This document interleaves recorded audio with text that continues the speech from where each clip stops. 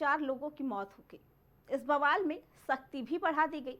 जिले में 24 घंटे के लिए इंटरनेट सेवा पर रोक लगा दी गई है। इसके साथ स्कूल कॉलेज भी बंद कर दिए गए। अब तक पुलिस की कार्रवाई में 21 लोगों को हिरासत में लिया गया है। संभल में भारी संख्या में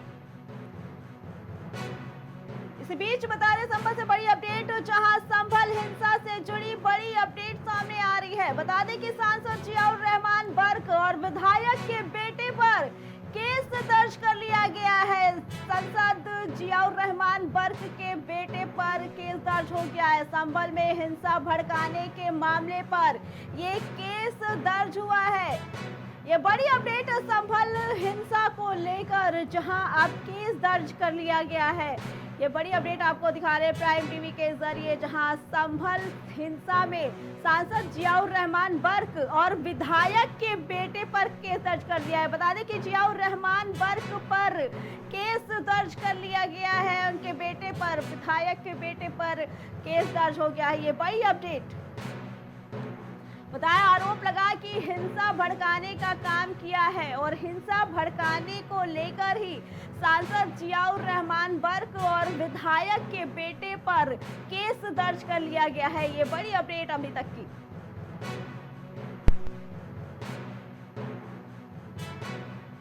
ले चलते हैं आपको इसी पे हमारे सहयोगी मनीष के पास, जो आगे आपको जानकारी देते हैं। जी मनीष, केस दर्ज हो गया है जियाउर रहमान बर्क और विधायक के बेटे पर, क्या कहना है, क्योंकि हिंसा को भड़काने का आरोप लगा है? सांसद जियाउर रहमान बर्क और विधायक हैं, उनके बेटे सुहेल इकबाल के खिलाफ मुकदमा दर्ज हो गया है जी, और उनके ऊपर हिंसा भड़काने, इसके अलावा बाकी काफी सख्ती वहां पे बढ़ा दी गई है और जिले में 24 घंटे के लिए इंटरनेट सेवा पर रोक लगा दी गई है। स्कूल कॉलेजों को बंद कर दिया गया है और अब तक करीब 21 लोगों को हिरासत में लिया गया है। जी आती जी मनीष, और जो केस दर्ज किया गया है, क्या कहना है इसके बारे में? क्या अभी तक कोई सफाई आई है जियाउर रहमान बर्क की तरफ से इसको लेकर? नहीं, अभी तक जियाउर रहमान बर्क की तरफ से कोई सफाई नहीं हुई है। जहाँ तक जो खबर मिली कि वो चूंकि इस समय संसद का सत्र चल रहा है तो वो दिल्ली में है, अभी उन्होंने कोई सफाई इस तरह की नहीं दी है। क्या इस तरह की जानकारी मिल पाई है कि केस, इस मामले को किसने दर्ज कराया है? क्योंकि जब से ये हिंसा हुई है तब से ये बड़ा मामला दर्ज हुआ है कि विधायक के बेटे पर केस दर्ज कर लिया गया। प्रशासन की तरफ से ये मामला दर्ज किया गया, प्रशासन ने मामला दर्ज करवाया है। जी मनीष, आपका बहुत बहुत धन्यवाद। तो ये बड़ी अपडेट कि सांसद जियाउर रहमान बर्क और विधायक के बेटे पर हिंसा भड़काने को लेकर केस दर्ज कर लिया गया। बता दें कि संभल में हुई हिंसा को लेकर ये पहली बार किसी बड़े नेता के ऊपर, विधायक के बेटे के ऊपर ये केस दर्ज किया गया है कि हिंसा जानबूझकर भड़काई गई है।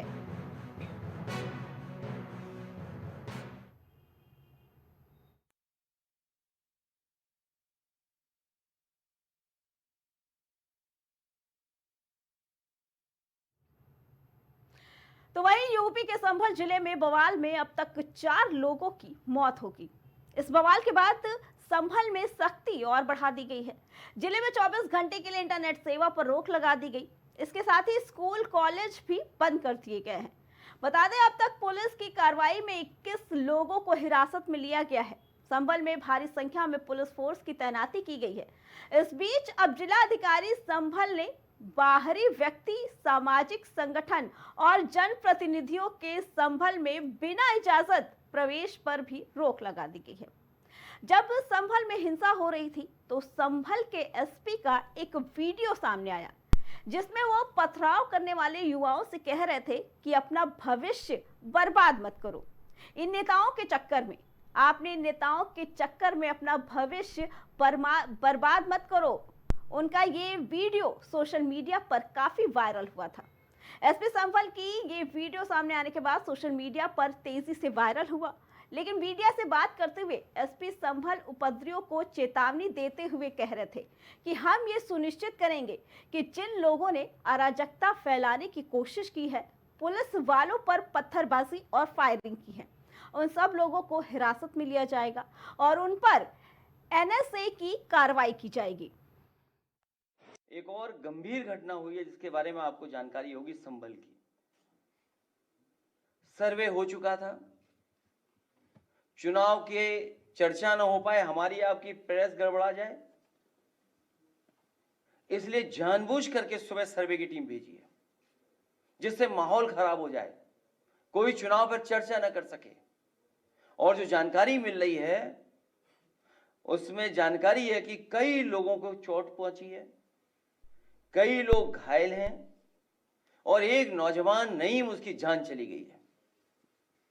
आखिरकार जब सर्वे हो चुका था मस्जिद का, तो दोबारा सर्वे क्यों करा रही सरकार, और वो भी सुबह और बिना तैयारी के। कानूनी और कोर्ट के जो प्रोसीजर उसमें मैं नहीं जाना चाहता हूं कि दूसरे पक्ष की सुनवाई ही नहीं है, कोई सुनने वाला नहीं है दूसरे पक्ष को। और ये जानबूझ के इसलिए किया है कि आज किस बात पे चर्चा हो, किस इमोशन पे चर्चा हो, ये जानबूझ करके सरकार ने कराया है।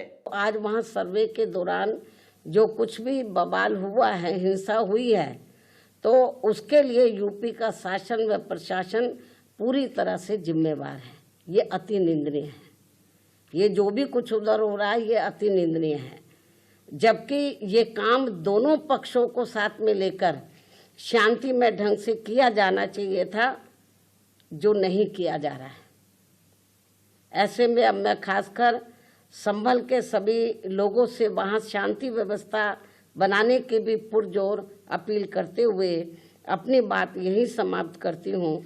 उस दिन भी हमने इससे कम पुलिस फोर्स लगाई थी और उस दिन सर्वे बहुत अच्छे से कंडक्ट हुआ, 1 घंटे के करीब सर्वे चला, किंतु वो नाइट का सर्वे था और नाइट विजन में आपको पता है बहुत सारे फीचर्स नहीं आ पाते हैं। इसलिए एडवोकेट कमिश्नर ने 23 नवंबर को हमसे पुनः रिक्वेस्ट की, तो उसी रिक्वेस्ट के क्रम में आज सुबह हम 6:45 बजे कोतवाली संभल पहुंचे और कोतवाली संभल पहुंचकर हमने जो इंतजामिया कमेटी है उनके सभी सदस्यों को बुलाया, तो उसमें उन्होंने अपने 4 सदस्यों को ले जाने की बात कही। इसके साथ एडवोकेट कमिश्नर थे और 2 वादी की ओर से वकील थे, तो ये सब लोग आज गए और लगभग 7:30 बजे पूरा सर्वे शुरू हुआ और 10 बजे सर्वे पूर्ण हो गया और 10:15 साढ़े 10 के आसपास जो पूरी टीम थी सर्वे की, उसको हम जो एक इलाका था जहां पर भीड़ नहीं थी, वो एरिया वो है जहां पर जो बहुसंख्यक आबादी है वो रहती है, हिंदू आबादी रहती है, वहां से हम उस पूरी टीम को लेके गए। उस टीम के ऊपर किसी प्रकार का कोई पथराव नहीं होने दिया गया क्योंकि सारा जो बवाल था वो पीछे के एरिया में चल रहा था। सबको बताया गया है कि धारा 163 जो कि पहले पूर्व में 144 के रूप में जानी जाती थी वो लगाई गई है। कोई भी व्यक्ति कानून को अपने हाथ में लेगा उसके खिलाफ कठोर से कठोर कार्रवाई की जाएगी और जिन लोगों को मुचलके में पाबंद किया गया था उन लोगों के खिलाफ भी कार्रवाई की जाएगी। ये भीड़ जिन जिन लोगों द्वारा उकसाई गई है उनके सीसीटीवी कैमरे भी निकाले जाएंगे और उन लोगों पर कठोर से कठोर कार्रवाई अमल में लाई जाएगी, जो कि जिंदगी भर याद रखें।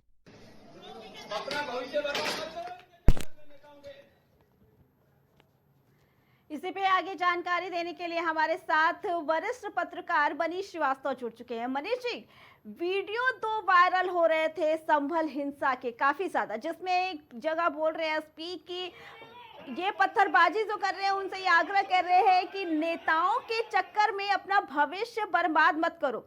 तो एक दूसरा वीडियो भी खूब चर्चा में था जिसमें ये कह रहे थे कि मारो, गोली मारो, सब मिलकर मारो। हालांकि बाद में पुलिस वालों की तरफ से इसका खंडन किया गया कि हमारे तरफ से जो गोलियां चलाई गई वो प्लास्टिक की गोलियां थी, इसमें किसी की भी मौत नहीं हुई, जबकि 4 लोगों की मौत हुई थी। क्या कहना है इसके बारे में?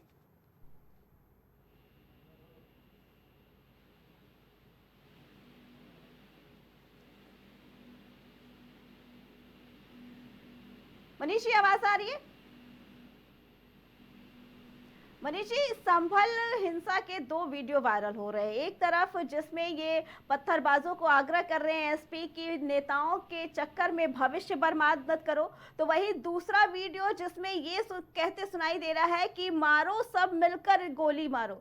लेकिन वही पुलिस वालों ने खंडन किया कि हमारी तरफ से जो गोलियां चलाई गई थी वो प्लास्टिक की गोलियां थी, किसी की भी मौत हमारी गोली की वजह से नहीं हुई। क्या कहना है इसके बारे में?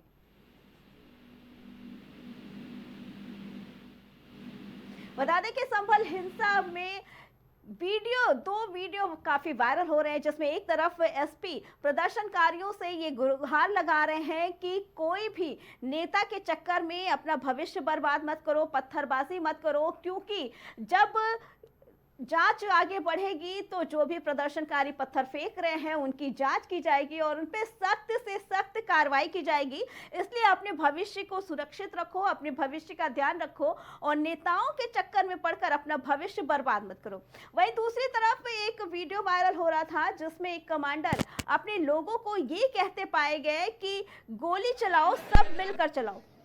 अपना भविष्य बर्बाद मत करो इनके चक्कर में, नेताओं के, अपने नेताओं के चक्कर में अपना भविष्य बर्बाद मत करो।